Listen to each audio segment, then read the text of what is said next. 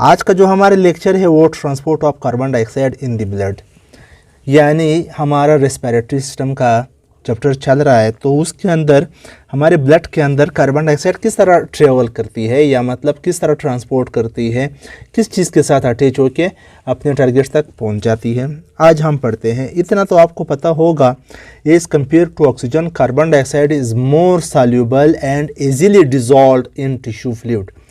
Oxygen के बदले में ये ज़्यादा इजीली डिजॉल्वेबल भी है, साथ साथ सॉल्युबल भी है, तो इस वजह से ये बासानी ट्रेवल कर सकती है।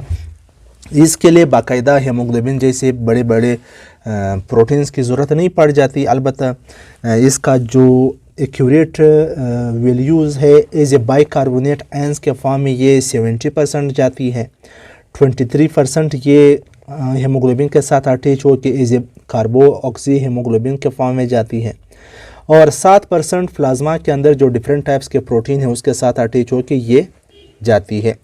तो ये वैल्यूज़ जो है ये डिफरेंट बुक्स में डिफरेंट भी हो सकते हैं, लेकिन ये बलूचिस्तान बोर्ड में ये वाली वैल्यूज़ दिए हैं, तो आपने ये सीखने होंगे, याद रखने होंगे, क्योंकि बलूचिस्तान बोर्ड ज़्यादा एक्यूरेट है कंपेयर टू अदर बोर्ड्स।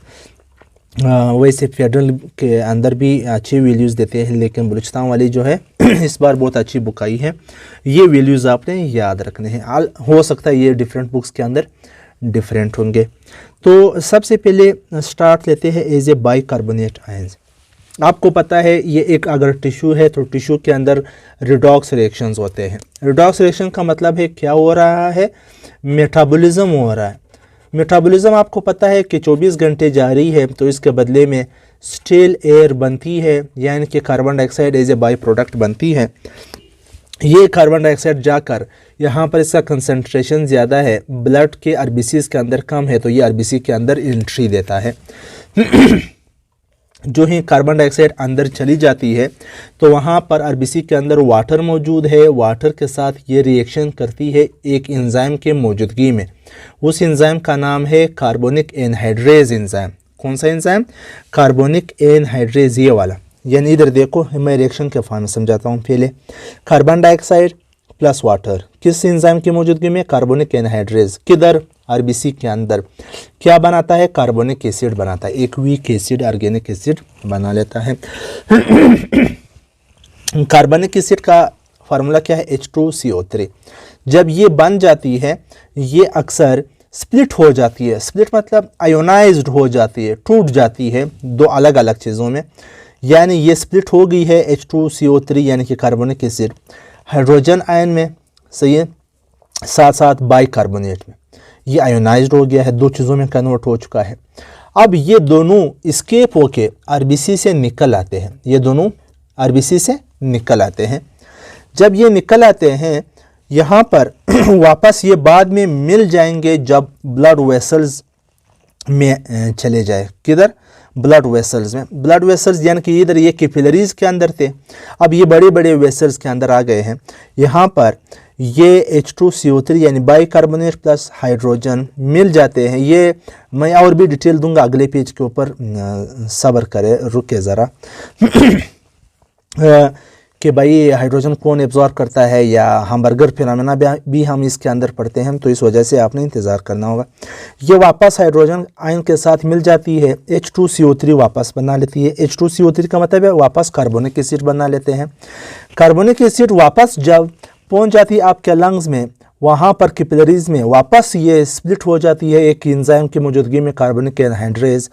ये वाटर और कार्बन डाइऑक्साइड बना लेता है। कार्बन डाइऑक्साइड, सॉरी यार सुबह से मेरे गला ही सही काम नहीं कर रहा। कार्बन डाइऑक्साइड तो हम एक्सहेल करते हैं, और वाटर जो है वो भी इवापोरेट हो जाती है। जिस तरह सर्दियों में आपको नज़र आ रहा होगा जब हम कार्बन डाइऑक्साइड रिलीज़ करते या एक्सहेलेशन करते तो वहाँ पर वाटर वेपर्स नज़र आते हैं। तो ये भी वहाँ पर हम इवापोरेट कर सकते हैं या वहाँ पर रह सकते हैं, और ये हम एक्सहेल करते हैं गैस के फॉर्म में। अच्छा, ये कार्बन डाइऑक्साइड पहले अल्वेलस जाती है, अल्वेलस से फिर अल्वेलर डक्ट, फिर उसे ब्रोंकाई, ब्रोंक्यूल, फिर जाते जाते ट्रेकिया, ट्रेकिया से फिर आपका पैरिंग्स है, फिर नेजल कैविटी से बाहर जाती है। इधर मैं आपको आरबीसी के अंदर समझा जाता हूँ एक बार फिर। मेटाबॉलिज्म होता है, मेटाबॉलिज्म के बदले में कार्बन डाइऑक्साइड बनती है, वो आरबीसी के अंदर एंट्री देती है। आरबीसी के अंदर जब एंट्री देती है तो यहाँ पर वाटर के साथ मिल जाती है एक एंजाइम की मौजूदगी में, उस एंजाइम का नाम है कार्बोनिक एनहाइड्रेज। ये कार्बोनिक एसिड में कन्वर्ट हो जाती है और वापस स्प्लिट हो जाती है H2CO3 और हाइड्रोजन आयन में, और ये अब बाहर तो जाती है, लेकिन इतना याद रखिएगा इधर सिर्फ बाइकार्बोनेट बाहर आते हैं, जो हाइड्रोजन है वो वहाँ पर रह जाता है। आपको पता है जिधर H+ ज़्यादा हो तो जाहिर सी बात है वहाँ पर pH लो हो सकती है। ब्लड का जो pH है वो 7 पॉइंट समथिंग है, 7.3 है शायद। अब ये डिस्टर्ब तो हो सकती है क्योंकि यहाँ पर pH लो हो सकती है, तो या 7.4 भी कुछ बुक्स के अंदर, ये मेरे ख्याल बलूचिस्तान बुक के अंदर 7.4 दिया। अब ये क्या किधर चला जाएगा, यहाँ पर हेमोग्लोबिन है, हेमोग्लोबिन के जो ग्लोबिन प्रोटीन है वो इसको एब्जॉर्ब कर लेता है, वो एज ए टेम्परेरी बफर काम करता है। बफर क्या है, वो सब्सटेंस जो पीएच को मेंटेन करने की कोशिश करता है। अगर हाइड्रोजन आयन ज़्यादा हो जाए वो इसको एब्जॉर्ब करता है, अगर कम हो जाए तो उसको रिलीज़ कर देता है। तो यहाँ पर बाइकार्बोनेट बाहर आ जाते हैं। अब बाइकार्बोनेट के ऊपर माइनस चार्ज है, तो जब जाहिर सी बात है जब बाहर ज़्यादा बाइकार्बोनेट जाते हैं तो यहाँ पर बैलेंस नहीं रहेगा नेगेटिव आयंस का। तो यहाँ पर नेचर ने इस आरबीसी के प्लाज्मा मेम्ब्रेन के अंदर कैरियर प्रोटीन दिए हैं जिसके अंदर क्लोरीन अंदर आ जाते हैं, इसको हम क्लोराइड शिफ्ट कहते हैं। जब बाइकार्बोनेट बाहर आते हैं तो क्लोरीन आयन अंदर आ जाते हैं।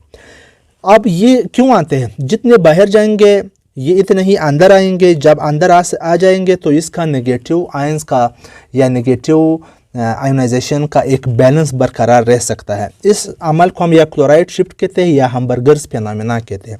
अब जब क्लोराइड अंदर आ जाते हैं तो वो वहाँ पर पोटाशियम के साथ मिलकर पोटाशियम क्लोराइड बना लेता है।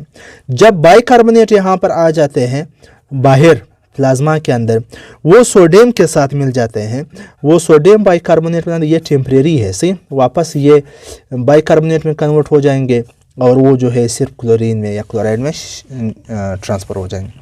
अब कुछ देर बाद अब ये हम लंग्स के अंदर आएंगे या एक अल्वेलस के अंदर की तरफ जाने की कोशिश करते हैं। यहाँ पर वापस जो आपका HCO3 यानी कि बाइकार्बोनेट वाटर के साथ मिलकर, अच्छा वाटर नहीं हाइड्रोजन है, जो हीमोग्लोबिन ने हाइड्रोजन आयन को एब्जॉर्ब किया था वो ये रिलीज़ कर देगा, बाइकार्बोनेट बाहर से आ जाएंगे। अब जब बाइकार्बोनेट अंदर से आएंगे और हाइड्रोजन इधर हीमोग्लोबिन रिलीज़ कर देगा, मैंने कहा ये एज ए बफर काम करता है। ये दोनों मिलकर वापस कार्बोनिक एसिड बना लेता है। कार्बोनिक एसिड स्प्लिट होकर इस बार कार्बन डाइऑक्साइड और वाटर में कन्वर्ट हो जाएंगे। कार्बन डाइऑक्साइड हमारे अल्वेलस के अंदर आ जाएगा, अल्वेलस से हम इसको एक्सहेल कर लेंगे। वाटर भी हम एक्सहेल कर सकते हैं या वहाँ पर एब्जॉर्ब होकर किसी और फॉर्म में भी चले जा सकते हैं। आपको पता है कि तकरीबन 4% कार्बन डाइऑक्साइड जो है वो हम रिलीज़ कर सकते हैं, या 4% तक जब पहुँच जाती है तो हम इसको रिलीज़ कर देते हैं। एक बात और भी बता दूँ, यहाँ पर जब बाइकार्बोनेट अंदर आ गए उसी वक्त क्लोरीन वापस निकल गया है, वही कैरियर प्रोटीन के थ्रू। तो ये भी हम बर्गर फेनोमेना है, यानी कि अगर बाइकार्बोनेट बाहर जाते हैं तो क्लोरीन अंदर आएंगे, अगर ये अंदर आ रहे हैं तो क्लोरीन बाहर जाएगा। इससे क्या हो जाएगा, एक आयंस का बैलेंस बरकरार रह जाएगा या पीएच ऑफ ब्लड मेंटेन रह जाएगा। यहाँ पर यानी हमने रोल ऑफ हाइड्रोजन आयंस भी पढ़ लिए। इस तरह जाते जाते ये हो सकता है कि हमारे ब्लड के अंदर कार्बन डाइऑक्साइड का कंसंट्रेशन भी मेंटेन रहे, साथ साथ यहाँ पर क्या बता दूँ, यहाँ पर ये भी बता दूँ कि मैंने कहा ये तो 70% के लगभग वहाँ पर उसके थ्रू ट्रांसफ़र हो गया। अब तो हमने 23% की भी बात करनी है, जो कि यहाँ पर शायद मैंने ड्रा नहीं किया है। ये जो आपके हेमोग्लोबिन है उसके जो पॉलीपेप्टाइड चेन है, उसके हर एक ग्रुप, हर अमीनो एसिड के एंड पर क्या है, NH2 है, अमाइन ग्रुप है। कार्बन डाइऑक्साइड आकर अमाइनो ग्रुप के साथ बॉन्ड बना सकते हैं। इसके साथ अटैच हो के तकरीबन 23%, शायद 23% मैंने स्टार्ट में बताया था, ये हेमोग्लोबिन के साथ जाएंगे। फिर हम इसको कहेंगे कार्बो ऑक्सी हेमोग्लोबिन। उसके फार्म में चले जाएंगे। जिधर इसका कंसंट्रेशन ज़्यादा हो और alveolus में कम हो तो वहाँ पर रिलीज़ होकर alveolus के अंदर आ जाएंगे। ये फॉर्म में भी है। 7% जो है प्लाज्मा के अंदर ढेर सारे प्रोटीन है, उनके प्रोटीन के अमाइन ग्रुप के साथ ये अटैच होकर भी जा सकते हैं या प्लाज्मा के अंदर डिज़ोल्व फॉर्म में भी जा सकते हैं। तो असल प्रोसेस ये होता है किसके फॉर्म में, बाइकार्बोनेट के फॉर्म। और ये क्लोराइड शिफ्ट वाला प्रोसेस भी आपने याद रखना है। आमतौर पर आर्टरी के अंदर जो कार्बन डाइऑक्साइड का कंसंट्रेशन होता है वो 50 ml पर 100 ml ऑफ ब्लड होता है, लेकिन विनस ब्लड जो खासकर डीऑक्सीजनेटेड ब्लड वहाँ पर 54 ml पर 100 ml होता है। इसका मतलब है कि 4% कार्बन डाइऑक्साइड बढ़ जाती है, वो हम रिलीज़ कर देते हैं। उम्मीद करता हूँ आपको ये लेक्चर समझ आ गया होगा। नेक्स्ट लेक्चर तक मुझे इजाज़त दीजिए और मेरा चैनल सब्सक्राइब कीजिएगा। Thank you. अल्लाह हाफिज़।